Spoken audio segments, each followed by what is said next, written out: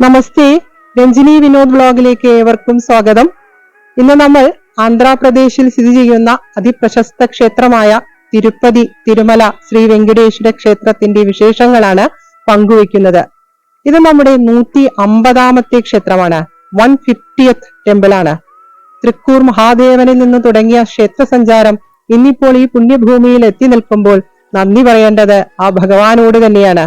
ഭഗവാന്റെ കാരുണ്യവും ഗുരുനാഥന്മാരുടെ അനുഗ്രഹവും നിങ്ങൾ ഓരോരുത്തരുടെ പ്രോത്സാഹനവും ഒന്നുകൊണ്ട് മാത്രമാണ് ഈ ക്ഷേത്രയാത്രകൾ ഇങ്ങനെ പുരോഗമിച്ചത്. പിന്നെ ഈ ഒരു പുണ്യഭൂമിയെ കുറിച്ച് പറയുമ്പോൾ ഇത് ഞാൻ 3ാം തവണയാണ് ഇവിടെ എത്തിച്ചേരുന്നത്. ആദ്യത്തെ 2 പ്രാവശ്യവും ഞാൻ വന്നത് എന്റെ പ്രിയപ്പെട്ട അച്ഛനോടൊപ്പമാണ്. ഇന്നിപ്പോൾ അച്ഛൻ വൈകുണ്ഠപദം പൂകിയിട്ട് 2 മാസങ്ങൾ കഴിഞ്ഞിരിക്കുന്നു.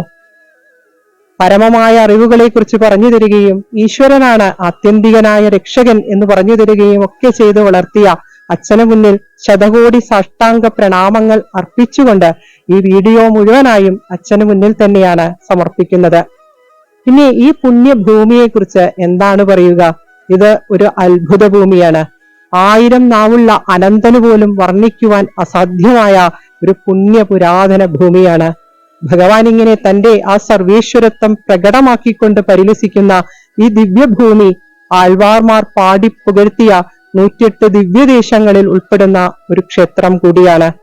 കലിയുഗ ആരംഭത്തിൽ തന്റെ ഭക്തരെ സംരക്ഷിക്കുവാനായി ശ്രീനിവാസനായി ഭഗവാൻ ഇവിടെ വന്ന് അവതരിച്ചു എന്നൊക്കെയാണ് ഐതിഹ്യ കഥകൾ. സപ്തഗിരിവാസനായി 7 മലകൾക്കും നാഥനായി ബാലാജിയായി ശ്രീനിവാസനായി വെങ്കിടാചലപതിയായി വെങ്കിടേശനായി വെങ്കിടരമണനായി വൈകുണ്ഠനാഥൻ പരിലസിക്കുന്ന ഈ ദിവ്യഭൂമിയെ കുറിച്ച് പറയുവാൻ ആദ്യം അനുവാദവും അനുഗ്രഹവും വേണ്ടത് ആ ഭഗവാന്റെ തന്നെയാണ്. ആ ഭഗവാനോട് തന്നെ പ്രാർത്ഥിക്കാം നമുക്ക് ഈ ക്ഷേത്രത്തിനെ കുറിച്ച് പറയുവാൻ.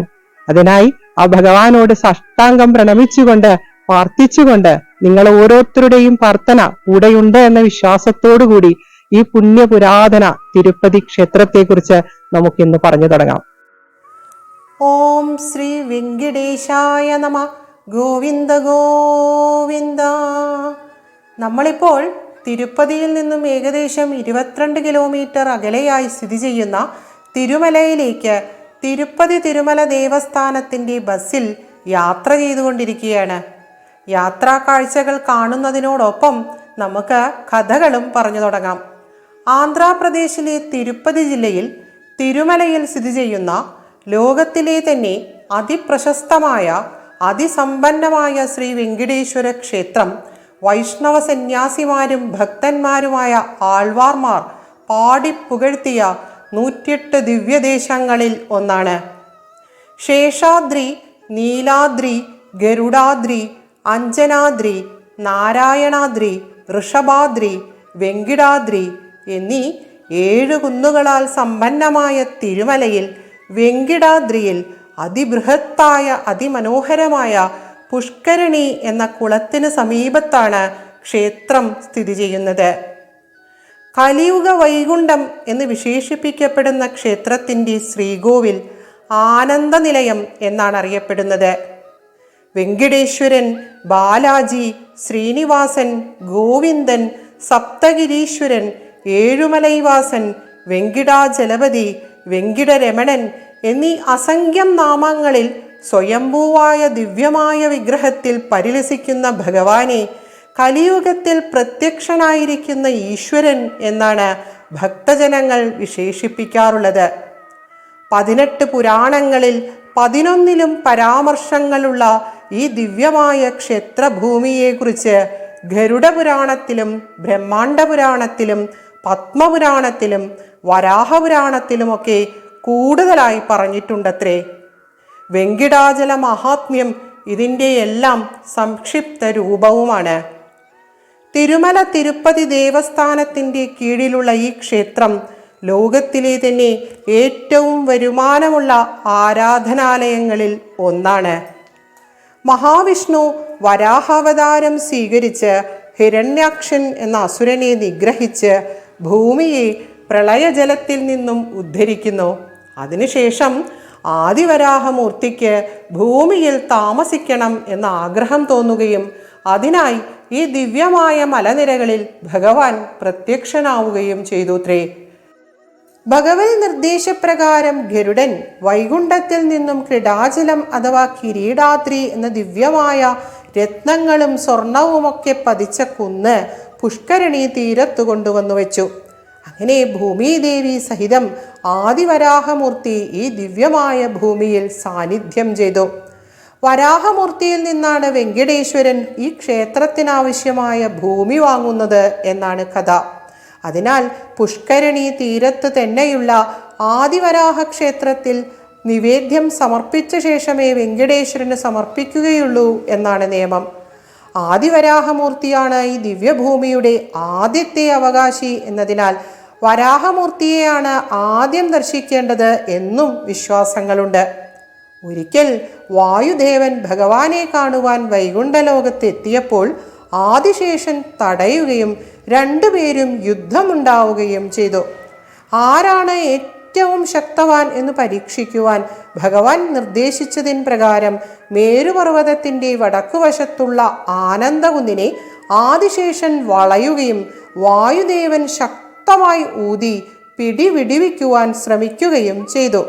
അവസാനം ദേവന്മാർ നിർദ്ദേശിച്ചതിന് പ്രകാരം ആദിശേഷൻ സ്വയം പരാജയം സ്വീകരിക്കുകയും ആ കുന്നോടുകൂടി ഭൂമിയിലേക്ക് പറന്നു വന്നു വീണത് ഈ മലനിരകളിലാണ് എന്നാണ് കഥകൾ. അതിനാൽ വെങ്കിടാദ്രിയുമായി ചേർന്ന് കിടക്കുന്ന ശേഷാദ്രി സാക്ഷാൽ ആദിശേഷന്റെ പ്രത്യക്ഷ സ്വരൂപമാണെന്നും വിശ്വാസമുണ്ട്. ദിവ്യമായ കഥകളാൽ സമ്പന്നമായ 7 മലകൾക്കും നാഥനായി സർവേശ്വരൻ ഇവിടെ വന്ന് പ്രത്യക്ഷ സ്വരൂപത്തിൽ അവതരിച്ച കഥ ഭൃഗു മഹർഷിയുമായി ബന്ധപ്പെട്ടിരിക്കുന്നു. ആദിവരാഹമൂർത്തി ഒത്തിരി കാലം ഈ ദിവ്യമായ ഭൂമിയിൽ വസിച്ചതിന് ശേഷം വൈകുണ്ഠലോകത്തിലേക്ക് തിരിച്ചുപോയപ്പോൾ വിഷ്ണു സാന്നിധ്യം ഇവിടെ വേണമെന്ന് ദേവന്മാർക്ക് തോന്നുകയും അവർ അതിനായി നാരദ മഹർഷിയോട് പറയുകയും ചെയ്തു. അങ്ങനെ നാരദ മഹർഷിയുടെ ഇടപെടലുകൾ മൂലം ത്രിമൂർത്തികളിൽ വെച്ച് ഏറ്റവും ആരാധ്യൻ ആരാണ് എന്നൊരു സംശയം മഹർഷിമാർക്കിടയിൽ ഉണ്ടാവുകയും അതറിയുവാനായി അവർ 10 പ്രജാപതികളിൽ ഒരാളായ ഭൃഗു മഹർഷിയെ നിയോഗിക്കുകയും ചെയ്തു. കാലിൽ ഒരു കണ്ണുള്ള മഹർഷി പൃഥുസ്ഥാനീയനായ ബ്രഹ്മദേവനെ സത്യലോകത്തു പോയി കണ്ടു. കൈലാസത്തിൽ പോയി മഹാദേവനെയും കണ്ടു. രണ്ടിടത്തു നിന്നും ലഭിച്ച സ്വീകരണം മഹർഷിക്ക് ബോധിക്കാതെ വരികയും അവസാനം വൈകുണ്ഠലോകത്തെത്തിയപ്പോൾ പാലാഴി മധ്യത്തിൽ ആദിശേഷനാകുന്ന മെത്തമേൽ കാൽക്കൽ ലക്ഷ്മീദേവി സമേതനായി പള്ളി കൊള്ളുന്ന ആദിനാരായണനെ ദർശിച്ചു. യോഗനിദ്രയിലാണ്ട ഭഗവാൻ തന്നെ കണ്ടതും എഴുന്നേറ്റില്ല എന്ന് തോന്നി കോപിഷ്ഠനായ മഹർഷി ഭഗവാന്റെ ആ അതിമനോഹരമായ തിരുനെഞ്ചത്ത് ഒറ്റ ചവിട്ട് കൊടുത്തു. ആ ചവിട്ടിൽ മഹർഷിയുടെ കാലിലുള്ള കണ്ണ് തെറിച്ചുപോയി.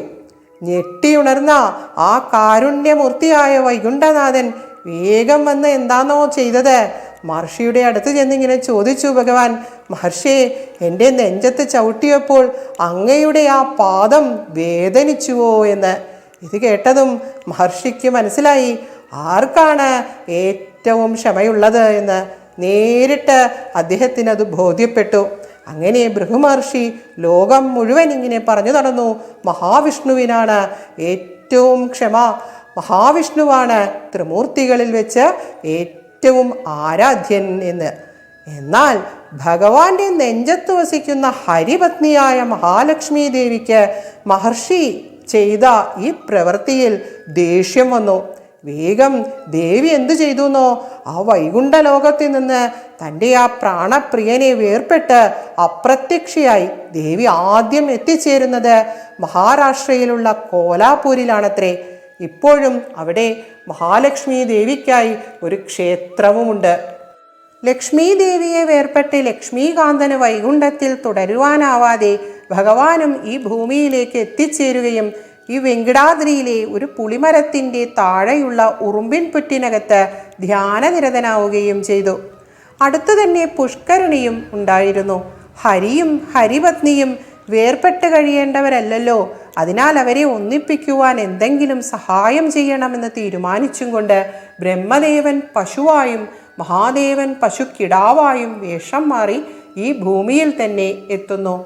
ഈ വിവരം സൂര്യദേവൻ പറഞ്ഞറിഞ്ഞ് ലക്ഷ്മി ദേവി ഇവിടെ വരികയും പശുവിനെയും പശുക്കിടാവിനെയും അന്ന് ഈ രാജ്യം ഭരിച്ചിരുന്ന ചോള രാജാവിന് ഒരു ഇടയ സ്ത്രീയുടെ രൂപത്തിൽ രാജകൊട്ടാരത്തിലെത്തി വിൽക്കുകയും ചെയ്യുന്നു. പിന്നീട് വെങ്കിടാദ്രിയിൽ മേയാൻ പോകുന്ന പശു ദിവസവും ഉറുമ്പിൻ പുറ്റിലേക്ക് ഭഗവാന് വേണ്ടി പാൽ ചുരത്തിക്കൊണ്ടേയിരുന്നു. പശു പാൽ തരുന്നില്ല എന്ന് രാജ്ഞി ശ്രദ്ധിക്കുകയും ഇടയനോട് പറഞ്ഞപ്പോൾ ഇടയൻ പശുവിനെ പിന്തുടരുകയും പശു ഉറുമ്പിൻ പുറ്റിലേക്ക് പാൽ ചുരത്തുന്നത് കണ്ട് ദേഷ്യത്തോടെ തൻ്റെ കോടാലി പശുവിനെ ലക്ഷ്യമാക്കി എറിയുകയും ചെയ്തു. എന്നാൽ ഉറുമ്പിൻ കൂട്ടിൽ ധ്യാനത്തിലിരിക്കുന്ന ഭഗവാന്റെ തലയിലാണ് കോടാലി വന്ന് തട്ടുന്നത്. രക്തം വരുന്നത് കണ്ട് പേടിച്ച് ഇടയൻ അവിടെ തന്നെ മരിച്ചു വീഴുന്നു. ഈ സംഭവം അറിഞ്ഞ് രാജാവ് സ്ഥലത്തെത്തിയപ്പോൾ ഭഗവാനെയാണ് അദ്ദേഹം കാണുന്നത്. പ്രജ ചെയ്ത തെറ്റിന് രാജാവ് അഥവാ യജമാനനാണ് ശിക്ഷ വേണ്ടത് എന്ന് പറഞ്ഞ് ഭഗവാൻ രാജാവിനെ അസുരനായി പോകട്ടെ എന്ന് ശപിക്കുന്നു. തൻ്റെ നിരപരാധിത്വം പറഞ്ഞുകൊണ്ട് ശാപമോക്ഷത്തിനായി അപേക്ഷിച്ച രാജാവിനോട് അടുത്ത ജന്മം അങ്ങ് ആകാശരാജാവായി ജനിക്കുമെന്നും അപ്പോൾ അങ്ങയുടെ പുത്രിയെ എനിക്ക് വിവാഹം കഴിച്ചു തന്നാൽ ശാപവിമുക്തി ഉണ്ടാകുമെന്നും ഭഗവാൻ രാജാവിനോട് പറഞ്ഞു. ഭഗവാന്റെ നേരെ കോടാലി എറിഞ്ഞ ഇടയന്റെ പിൻഗാമികൾക്കാണ് പിന്നീട് ക്ഷേത്രത്തിൻ്റെ പ്രധാന വാതിൽ തുറക്കുവാനുള്ള അധികാരം ലഭിക്കുന്നത്. കാലക്രമേണ ചോള രാജാവ് തൊണ്ടമണ്ഡലം എന്ന രാജ്യത്തിൻ്റെ രാജാവായ ആകാശരാജാവായി ജനിക്കുകയും അദ്ദേഹത്തിന് പിന്നീട് കുട്ടികൾ ഇല്ലാതെ വരികയും അതിനായി ഒരു യാഗം ചെയ്യുകയും അതിൻ്റെ ഭാഗമായി വയലുകൾ ഉഴുതുമറച്ചുകൊണ്ടിരുന്നപ്പോൾ ഒരു താമരപ്പൂവിൽ നിന്നും അതിമനോഹരിയായ അതീവ ദിവ്യയായ ഒരു പെൺകുഞ്ഞിനെ ലഭിക്കുകയും ചെയ്യുന്നു. ലക്ഷ്മി ദേവിയുടെ അവതാരമായ ഈ കുഞ്ഞ് പത്മാവതി ദേവി അഥവാ അലമേലുമങ്ക എന്നും അറിയപ്പെട്ടു. ഇതിനകം ഭഗവാൻ ശ്രീനിവാസനായി പുഷ്കരണി തീരത്ത് തിരുവവതാരം ചെയ്തിരുന്നു. അപ്പോൾ ഭഗവാന്റെ വളർത്തമ്മയാവാൻ ഭാഗ്യം സിദ്ധിച്ച വകുളാദേവി ശ്രീകൃഷ്ണാവതാര കാലത്ത് കണ്ണൻ്റെ വളർത്തമ്മയായ യശോദമ്മയുടെ പുനർജന്മമാണ് എന്നാണ് പറയപ്പെടുന്നത്. ശ്രീകൃഷ്ണ വിവാഹം കാണുവാൻ സാധിക്കാതിരുന്ന തൻ്റെ ആ പ്രിയപ്പെട്ട അമ്മയ്ക്ക് ആ ആഗ്രഹം സാധിച്ചു കൊടുക്കുക എന്ന ഭഗവാന്റെ ഇംഗിതമനുസരിച്ചാണ് ആ പുണ്യവതിയായ അമ്മ വകുളാദേവിയായി ജനിക്കുന്നത് എന്നാണ് ഐതിഹ്യകഥകൾ പറയുന്നത്. ഒരിക്കൽ ശ്രീനിവാസൻ വനത്തിൽ നായാട്ടിനു പോയി മടങ്ങുമ്പോൾ ഒരു പൂന്തോട്ടത്തിൽ വെച്ച് പത്മാവതി ദേവിയെ കാണുകയും രണ്ടുപേർക്കും തമ്മിൽ വിവാഹം കഴിക്കുവാൻ താല്പര്യം ജനിക്കുകയും ചെയ്യുന്നു. ഇതിനിടയിൽ പത്മാവതി ദേവിയുടെ പൂർവജന്മവൃത്താന്തം നാരദ മഹർഷി ദേവിയെ കണ്ട് ഉണർത്തിക്കുന്നുമുണ്ട്. ഭഗവാന്റെ കല്യാണാലോചനയുമായി രാജകൊട്ടാരത്തിലേക്ക് പോകുന്നത് വളർത്തമ്മയായ വകുളാദേവി തന്നെയാണ്. ശ്രീനിവാസന്റെയും പത്മാവതി ദേവിയുടെയും വിവാഹം പ്രഖ്യാപിക്കുവാൻ ഭഗവാൻ ദേവന്മാരുടെ സമ്മേളനം വിളിച്ചുകൂട്ടുന്നു.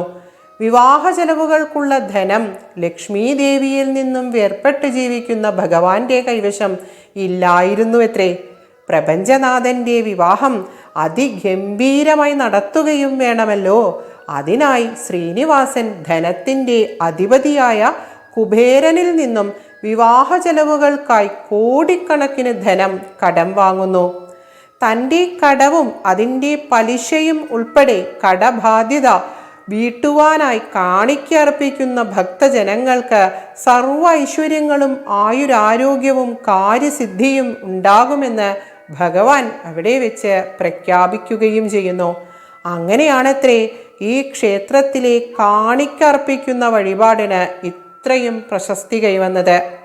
അങ്ങനെ ശ്രീനിവാസന്റെയും പത്മാവതി ദേവിയുടെയും വിവാഹം നാരായണവനത്തിൽ വെച്ച് അതീവ മംഗളമായി നടന്നു. എല്ലാ ദേവീദേവന്മാരും മഹർഷീശ്വരന്മാരും കിന്നരന്മാരും ഗന്ധർവന്മാരും ഒക്കെ പങ്കെടുത്ത വിവാഹവേദിയിൽ വെച്ച് ശ്രീനിവാസന്റെ തലയിൽ കിരീടം വെച്ചതിനു ശേഷം ആകാശരാജാവിന് മോക്ഷം ലഭിക്കുകയും ചെയ്യുന്നു. കുറച്ച് ദിവസങ്ങൾക്ക് ശേഷം ഭഗവാന്റെ വിവാഹം നടന്നു എന്നറിഞ്ഞ് സാക്ഷാൽ മഹാലക്ഷ്മി ദേവി ഈ ഭൂമിയിൽ എത്തിച്ചേരുന്നു. ഭഗവാൻ കലിയുഗത്തിൽ പ്രത്യക്ഷ ഈശ്വരനായി കുടികൊള്ളുവാൻ ഈ ദിവ്യഭൂമിയാണ് തെരഞ്ഞെടുത്തത് എന്ന് ബ്രഹ്മദേവനും മഹാദേവനും ദേവിയോട് പറയുന്നു. ഉടനെ തന്നെ ഭഗവാൻ വിശ്വരൂപം സ്വീകരിക്കുകയും ഇന്നത്തെ ആനന്ദനിലയം അഥവാ ശ്രീകോവിൽ നിൽക്കുന്നിടത്ത് ഒരു സ്വയംഭൂ കരിങ്കൽ ശിലയായി മാറുകയും ചെയ്യുന്നു. ഭഗവാന്റെ നെഞ്ചിൻ്റെ രണ്ടു വശത്തുമായി മഹാലക്ഷ്മി ദേവിയും പത്മാവതി ദേവിയും അഷ്ടൈശ്വര്യങ്ങൾ ചൊരിഞ്ഞുകൊണ്ട് സാന്നിധ്യവും ചെയ്യുന്നു. അന്നു തൊട്ട് തൻ്റെ ഭക്തജനങ്ങളെ കലിയുഗ ദോഷങ്ങളിൽ നിന്നും സംരക്ഷിച്ചുകൊണ്ട് വെങ്കിടാചലപതിയായി സർവേശ്വരൻ ദേവിമാരോടൊപ്പം 5000 വർഷങ്ങളുടെ പൗരാണികത അവകാശപ്പെടുന്ന ഈ പുണ്യപുരാതന ക്ഷേത്രത്തിൽ പ്രത്യക്ഷ ഈശ്വരനായി വാണരുളുന്നു. ഏകദേശം 16 ഏക്കറോളം വരുന്ന ദക്ഷിണേന്ത്യൻ വാസ്തുവിദ്യാ ശൈലിയിലുള്ള ക്ഷേത്ര സമുച്ചയം അക്ഷരാർത്ഥത്തിൽ ഭൂലോക വൈകുണ്ഠം തന്നെയാണ്. കിഴക്ക് ദർശനമായി ആനന്ദനിലയം എന്ന ശ്രീകോവിലിൽ 8 അടിയോളം ഉയരമുള്ള കറുത്ത ശിലാവിഗ്രഹത്തിൽ പരിലസിക്കുന്ന വെങ്കടേശ്വരൻ്റെ ദിവ്യദർശനം സമ്മാനിക്കുന്ന പരമാനന്ദം വാക്കുകളാൽ പറഞ്ഞ് ഫലിപ്പിക്കുക സാധ്യമല്ല തന്നെ. എത്ര കണ്ടാലും മതിവരാത്ത ആ ദിവ്യദർശനം അലൗകികങ്ങളിൽ വെച്ച് അലൗകികമാകുന്നത് ഈശ്വരൻ ആ ദിവ്യ വിഗ്രഹത്തിൽ പ്രത്യക്ഷ സ്വരൂപനായി പരിലസിക്കുന്നതുകൊണ്ട് കൂടിയാണ്.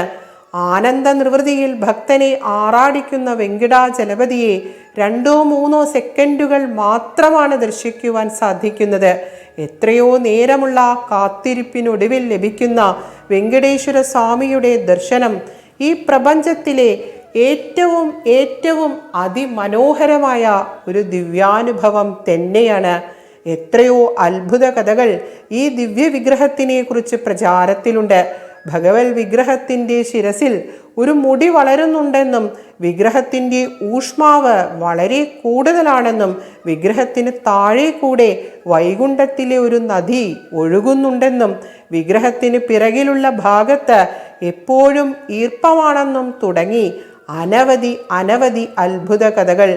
നിൽക്കുന്ന രൂപത്തിലുള്ള കിരീടം വെച്ചിട്ടുള്ള ഭഗവത് വിഗ്രഹത്തിൽ പിറകിലെ ഹസ്തങ്ങളിൽ ശംഖചക്രങ്ങളും മുൻപിലെ തൃക്കൈ ഒന്നിൽ വരദമുദ്രയും മറ്റേത് തുടയിൽ സ്പർശിച്ചിട്ടുമാണുള്ളത്. അലങ്കാര വിഭൂഷിതനായിട്ട് തന്നെയാണ് ഭഗവാനെ ദർശിച്ചത്. ഭഗവാന്റെ പാതി അടഞ്ഞ തിരുനയനങ്ങൾ നാമക്കുറിയാൽ മറച്ചിരിക്കുന്നു. അതിമനോഹരമായ ഭഗവത് നയനങ്ങൾ പ്രവഹിപ്പിക്കുന്ന ദിവ്യമായ ഊർജപ്രവാഹം സാധാരണ മനുഷ്യർക്ക് താങ്ങാനാവില്ല എന്നാണ് വിശ്വാസം. വ്യാഴാഴ്ചകളിൽ കുറച്ചു നേരത്തേക്ക് വളരെ കുറഞ്ഞ തോതിൽ മാത്രം ഭഗവത് നയനങ്ങൾ ഭക്തജനങ്ങൾക്ക് കാണുവാൻ സാധിക്കുന്നു. തൊണ്ടമണ്ഡലം രാജ്യത്തെ ആകാശരാജാവിൻ്റെ സഹോദരനായ തൊണ്ടമാൻ ചക്രവർത്തിയാണ് ക്ഷേത്രം ആദ്യമായി നിർമ്മിക്കുന്നത്. പിന്നീട് പല്ലവ രാജവംശവും 2ാം ചോള സാമ്രാജ്യവും വിജയനഗര സാമ്രാജ്യവും കാലാനുസൃതമായി ക്ഷേത്ര നിർമ്മിതിയിൽ പല സംഭാവനകളും ചെയ്തു. വിജയനഗര സാമ്രാജ്യാധിപതിയായ കൃഷ്ണദേവരായർ ഉൾപ്പെടെ പല ചക്രവർത്തിമാരും വെങ്കിടാചലപതിയുടെ ഉത്തമ ഭക്തന്മാരായിരുന്നു. പുരാതനമായ ആയിരക്കണക്കിന് ശിലാലിഖിതങ്ങൾ ലഭിച്ചിട്ടുള്ള ഈ പുരാതന ക്ഷേത്രത്തിലേക്ക് പല രാജവംശങ്ങളും അനവധി പാരിതോഷികങ്ങൾ സമർപ്പിച്ചതിൻ്റെ രേഖകളുമുണ്ട്. വളരെ പണ്ട് പ്രധാന പ്രതിഷ്ഠ വിഷ്ണുവാണോ ശിവനാണോ മുരുകനാണോ എന്നൊരു സംശയവും തർക്കവും നിലനിന്നിരുന്നുവത്രേ. ആ സമയത്ത് പ്രശസ്ത വൈഷ്ണവാചാര്യനായ ആദിശേഷന്റെ അവതാരമാണ് എന്ന് വിശ്വസിക്കപ്പെടുന്ന രാമാനുജാചാര്യർ ഇവിടെ എത്തുന്നു. പവിത്രമായ തിരുമല ചവിട്ടാതെ മുട്ടിലിഴഞ്ഞ് സഞ്ചരിച്ച് ഭഗവത് സന്നിധിയിലെത്തിയ അദ്ദേഹം ഉൾപ്പെട്ട വൈഷ്ണവ സന്യാസികളും ശൈവ സന്യാസികളും രാജാവ് സമക്ഷം വലിയ ഒരു തർക്ക സദസ്സിൻ്റെ ഭാഗമാകുന്നു. അവസാനം ശ്രീകോവിലിനകത്ത് ശൈവചിഹ്നമായ ത്രിശൂലവും വിഷ്ണു ചിഹ്നങ്ങളായ ശംഖചക്രങ്ങളും സമർപ്പിക്കുകയും ഭഗവാൻ ഏതാണ് സ്വീകരിക്കുക എന്നറിയുവാനായി രാത്രി നട അടച്ച് എല്ലാവരും പുറത്ത് കാവൽ നിൽക്കുകയും ചെയ്തു. രാവിലെ നട തുറന്നപ്പോൾ ഭഗവത് വിഗ്രഹത്തിൻ്റെ പിറകിലെ ഉയർത്തിപ്പിടിച്ച തൃക്കൈകളിൽ ശംഖചക്രങ്ങൾ ധരിച്ചിരുന്നു എന്നാണ് ഐതിഹ്യം. അതിനുശേഷമാണ് ദിവ്യദേശങ്ങളിൽ ക്ഷേത്രം ഇടം പിടിക്കുന്നത്. ക്ഷേത്രത്തിൻ്റെ പൂജാവിധാനങ്ങൾ ചിട്ടപ്പെടുത്തിയതും ഉപദേവതാ പ്രതിഷ്ഠകൾ നടത്തിയതും മഠങ്ങൾ സ്ഥാപിച്ചതും രാമാനുജാചാര്യർ തന്നെയാണ്. അദ്ദേഹത്തിൻ്റെ ശിഷ്യനായ അനന്താൾവാർ തിരുമലയിൽ ഗർഭിണിയായ സ്വന്തം പത്നിയോടൊപ്പം വന്ന് ഭഗവാനായി പൂന്തോട്ടം നിർമ്മിക്കുവാൻ ഇവിടെ താമസിക്കുകയും അങ്ങനെ ഒരിക്കൽ കിണർ കുഴിക്കുന്ന സമയത്ത് ഒരു ചെറിയ കുട്ടി വന്ന് ഒരുപാട് വികൃതി കാട്ടിയപ്പോൾ ആളറിയാതെ അദ്ദേഹം ഒരു വടിയെടുത്ത് കുട്ടിക്ക് നേരെ എറിഞ്ഞു. അത് തട്ടി കുട്ടിയുടെ താടി പൊട്ടി ചോര വരികയും കുട്ടി ഓടി മറയുകയും ചെയ്തു. അന്ന് ഭഗവത് സന്നിധിയിൽ എത്തിയപ്പോൾ വിഗ്രഹത്തിൻ്റെ താടിയിൽ നിന്നും ചോര വരുന്നത് കണ്ടപ്പോഴാണ് ആരാണ് തൻ്റെ അടുത്തേക്ക് വന്നത് എന്ന് അദ്ദേഹത്തിന് മനസ്സിലാകുന്നത്. വേഗം ആ ഭക്തൻ കർപ്പൂരപ്പൊടിയെടുത്ത് ഭഗവാന്റെ വിഗ്രഹത്തിൻ്റെ ആ താടിയിൽ ഇങ്ങനെ പുരട്ടിക്കൊടുത്തുത്രേ. ആ ഒരു ലേപനം ഇന്നും ഭഗവത് വിഗ്രഹത്തിൽ തുടരുന്നുണ്ട് എന്നാണ് പറയുന്നത്. ആ ഭഗവാന്റെ നേരെ എറിഞ്ഞ ആ വടി ഉണ്ടല്ലോ, അത് ഇന്നും ക്ഷേത്ര ഗോപുരത്തിനടുത്ത് വെച്ചിട്ടുമുണ്ട്. നിലാദേവി എന്നൊരു ഗന്ധർവകുമാരി ഭഗവാന്റെ തലയിലെ മുടി ആ ക്ഷേത്ര ഐതിഹ്യത്തിൽ പറയുന്നുണ്ടല്ലോ, ഇടയൻ്റെ വടി ഇങ്ങനെ എറിഞ്ഞത് ആ സമയത്ത് കുറച്ചിങ്ങനെ പോയി. ആ ഭഗവാന്റെ മുടി നഷ്ടപ്പെട്ടത് കണ്ടപ്പോൾ ആ ഭക്തയ്ക്ക് വിഷമം തോന്നുകയും അവർ സ്വന്തം തലമുടി ഭഗവാനായി സമർപ്പിക്കുകയും ചെയ്തു.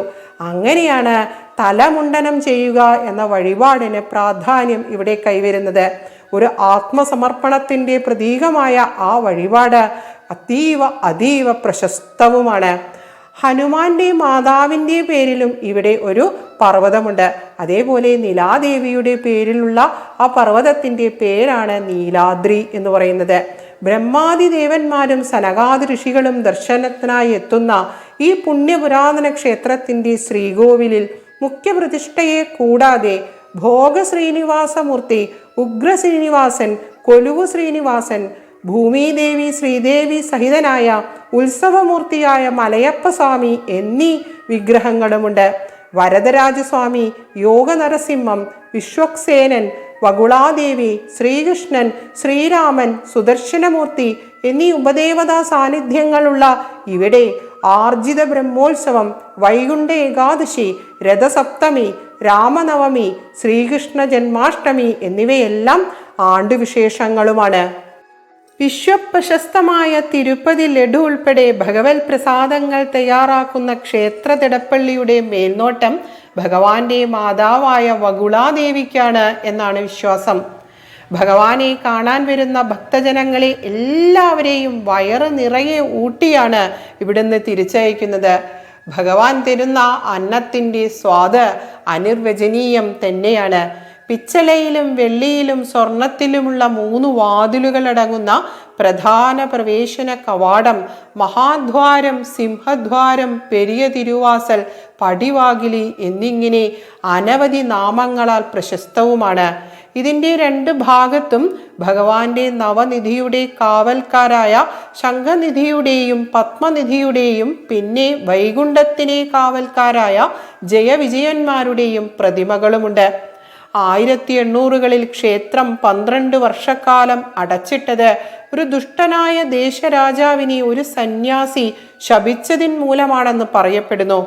വൈകുണ്ഠ ഏകാദശിക്ക് തുറക്കുന്ന വൈകുണ്ഠ ദ്വാരവും ഇവിടെയുണ്ട്. ആനന്ദ നിലയത്തിന് മുകളിലുള്ള വിമാന വെങ്കടേശ്വര ദർശനവും അതിശ്രേഷ്ഠമാണ്. മുകുന്ദമാലയുടെ കർത്താവായ കുലശേഖര ആൾവാർ ഭഗവാനെ എന്നും ദർശിക്കുവാനായി കുലശേഖര പടിയായി ക്ഷേത്ര ശ്രീകോവിലിനു മുമ്പിൽ പരിണമിച്ചിരിക്കുന്നു. ശ്രീരാമലക്ഷ്മണന്മാർ സീതാന്വേഷണ സമയത്ത് ഈ ദിവ്യഭൂമിയിൽ വന്നിട്ടുണ്ടെന്നും പറയപ്പെടുന്നു. ക്ഷേത്ര ആവശ്യങ്ങൾക്കുള്ള പൂജാദ്രവ്യങ്ങൾ കൊണ്ടുവരുവാൻ തന്നെ ഒരു ഗ്രാമമുണ്ടത്രേ. നവരത്നങ്ങളാൽ അലങ്കൃതമായ ഭഗവാന്റെ ദിവ്യമായ കിരീടവും അമൂല്യമായ രത്നങ്ങൾ പതിച്ച ഭഗവാന്റെ ആഭരണങ്ങളും സ്വർണക്കാഴ്ചകൾ നിറഞ്ഞ ക്ഷേത്ര നിർമ്മിതിയും ബലിക്കല്ലും ധ്വജസ്തംഭവും എന്നു വേണ്ട തൻ്റെ പ്രാണപ്രിയൻ കുടികൊള്ളുന്ന ഈ പുണ്യഭൂമി നിറയെ ഹരിപത്നിയായ ലക്ഷ്മീദേവിയുടെ വിളയാട്ടം തന്നെയാണ്. വെങ്കടേശ്വരൻ പ്രത്യക്ഷ സ്വരൂപനായി ഭക്തജനങ്ങളെ അനുഗ്രഹിച്ച അസംഖ്യം കഥകൾ ഈ ദിവ്യഭൂമിക്ക് പറയുവാനുണ്ട്. ഒറ്റ വാക്കിൽ ഈ അത്ഭുത ഭൂമി ഭൂലോക വൈകുണ്ഠം തന്നെയാണ്.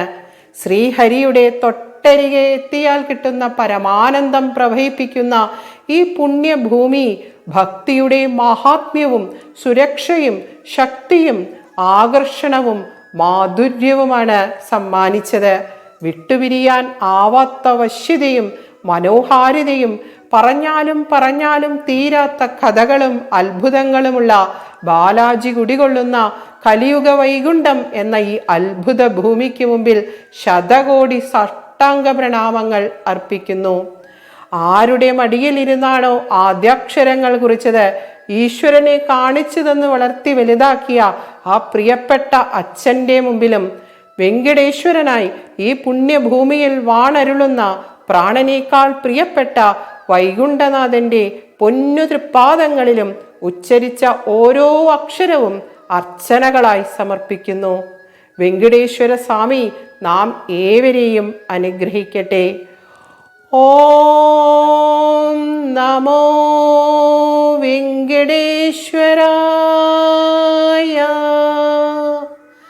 ഗോവിന്ദ ഗോവിന്ദ. ഓം നമോ നാരായണായ. ശ്രീഹരിശരണം.